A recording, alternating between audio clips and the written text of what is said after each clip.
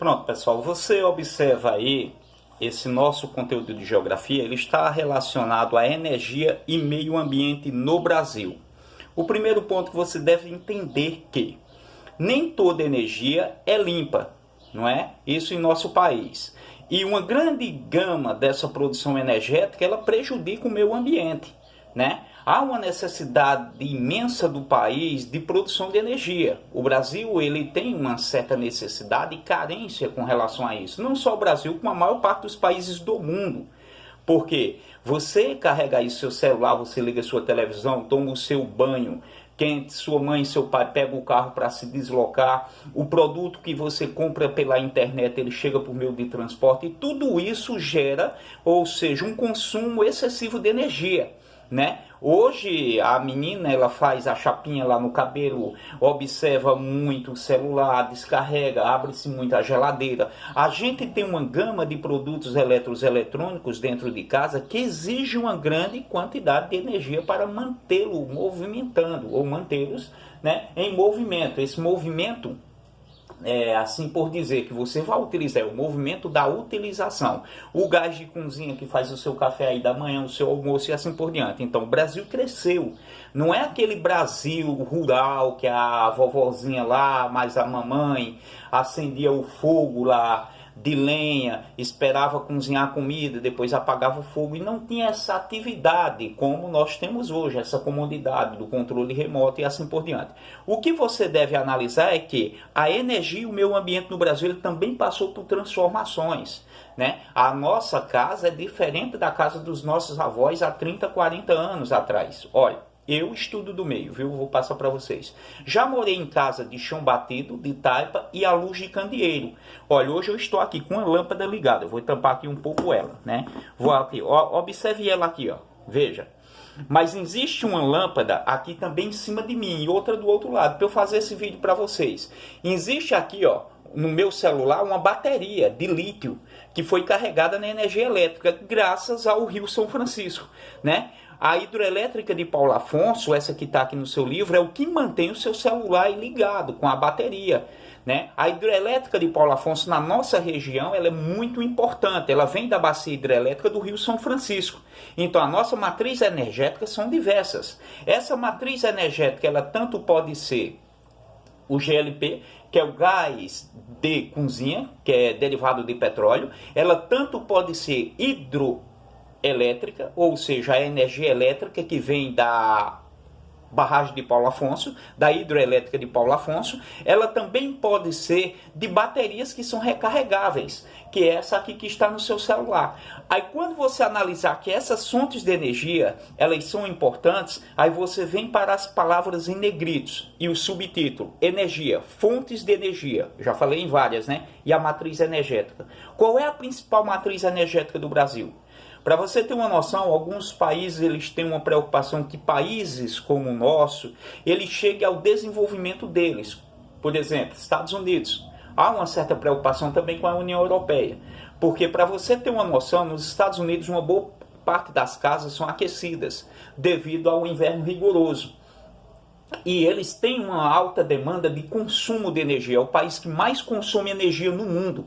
Por ser desenvolvido, boa parte da população, eles têm a condição financeira de estruturar sua casa para as várias estações. Isso demanda um grande consumo de energia, né? Os carrões potentes dos Estados Unidos, muito consumo de combustíveis fósseis, né? Como o petróleo, muito consumo de gás natural e assim por diante. Então, países que estão em desenvolvimento, chegar ao nível dos Estados Unidos, o planeta se esgota, porque não tem tanta matriz energética para atender toda a população. De vez em quando há o blackout. Os Estados Unidos passou por isso. E aí, quem assiste o Chris? Você viu os blackouts ocorridos lá em Nova York, né? Que dava o apagão. No Brasil, sua mãe lembra aí, que houve também racionamento de energia e havia também apagões e blackouts em tempos anteriores. Aí os países têm uma preocupação com as matrizes energéticas. Olha as palavras em negrito. Energia. O que é isso? Fontes de energia. Quais são? Né? Fontes de energias renováveis e não renováveis. Quais são essas fontes de energia? Vocês já sabem disso. Existe energia limpa? Sim. As hidroelétricas e as energias eólicas que estão aqui no livro, elas são energias limpas. É interessante que você analise que o carvão mineral e o carvão vegetal, eles são diferentes. São energias limpas? Não, porque eles liberam monóxido de carbono no meio ambiente. Então, eles destroem o meio ambiente, porque tem esse tipo, né? Fontes de energia, matriz energética e o meio ambiente.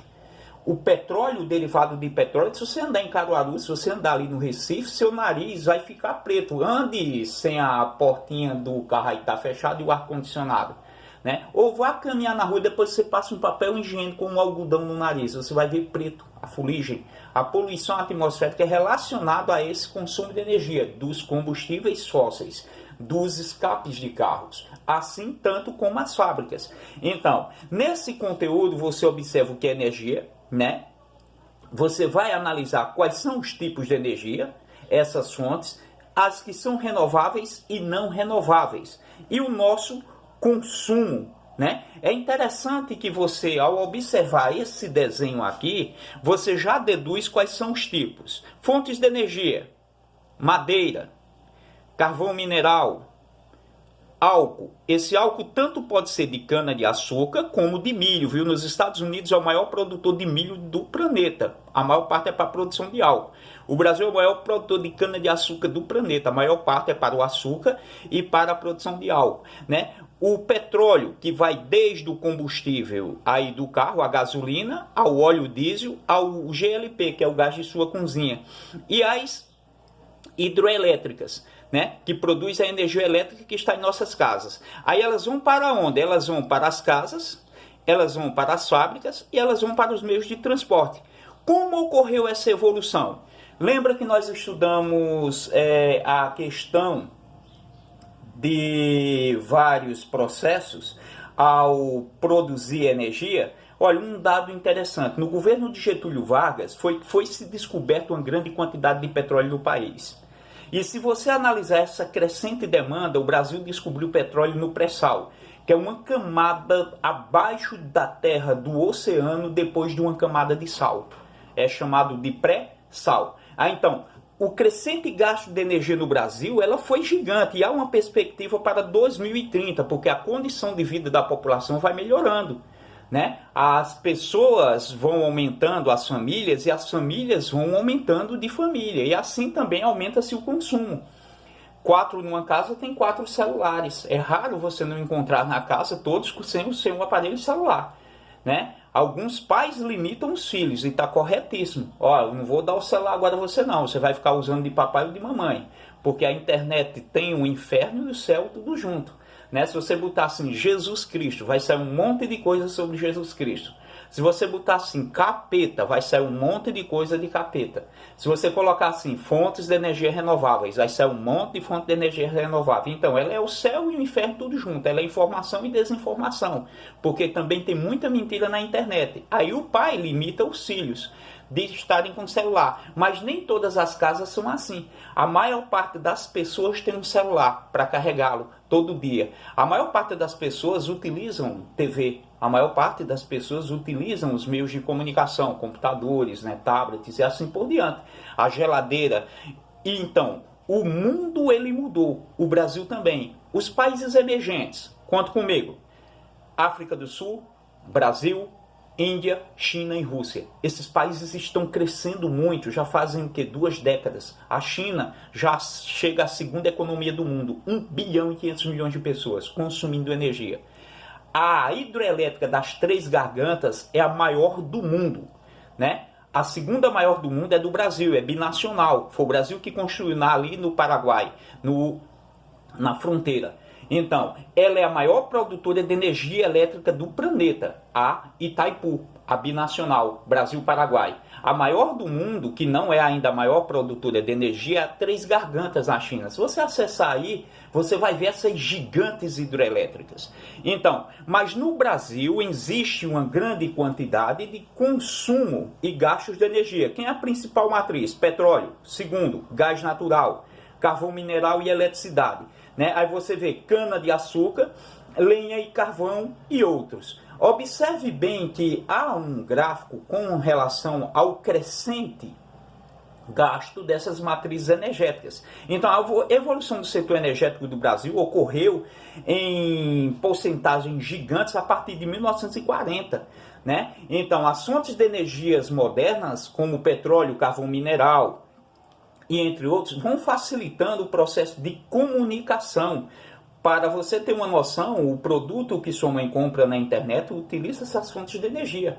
Como ele vai chegar de avião, né? Com querosene, os combustíveis das aeronaves, como é que ele vai chegar via terrestre com os combustíveis, né, nos carros? Então, tudo isso há um gasto. Se não tiver esses combustíveis, não chega.